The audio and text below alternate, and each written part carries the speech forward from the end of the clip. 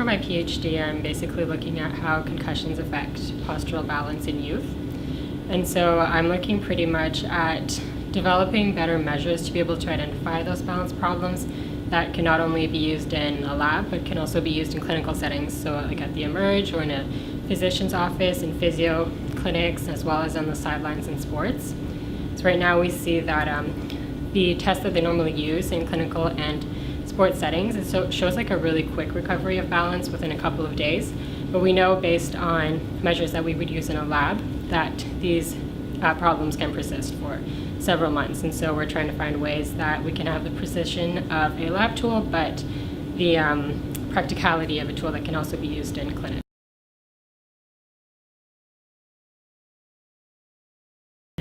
So what they use right now to assess balance following a concussion is called the Balance Error Scoring System, the BESS. And so basically you ask someone to stand on 2 feet with your feet together on 1 foot and in tandem, so 1 foot in front of the other. And they do this with their eyes closed on a firm, so just on the ground and foam surface. And while they do that, they hold these positions for 20 seconds. And someone basically records the number of errors they do. So like if they take a step or they stumble, they open their eyes, things like that. And so that's how they assess balance in clinical settings and in sports settings right now. In a lab, what we use is what we call a force plate. And so this force plate, you stand on it and it records pressure distribution underneath your feet. And so these force plates, they're great. They're really great lab tools, but they're expensive and they're normally kind of set into the ground, and so you can't move them around. So what we've been using is the Nintendo Wii Balance board, so the board for the game Wii Fit.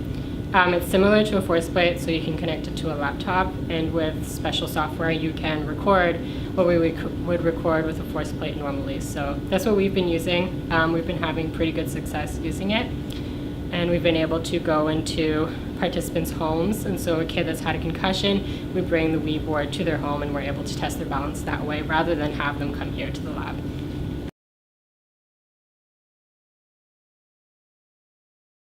So for my first study, we tested their balance at 1 month post-concussion. So we saw them once, 1 month following their concussion. What we found is that, so we tested them using the Balance Error Scoring System, the BESS, as well as the Wii. And we found that with the BESS, compared to a group of controls who hadn't had a concussion, that they were recovered, they didn't have any problems. But with the Wii, we saw that they still had balance problems compared to the control group.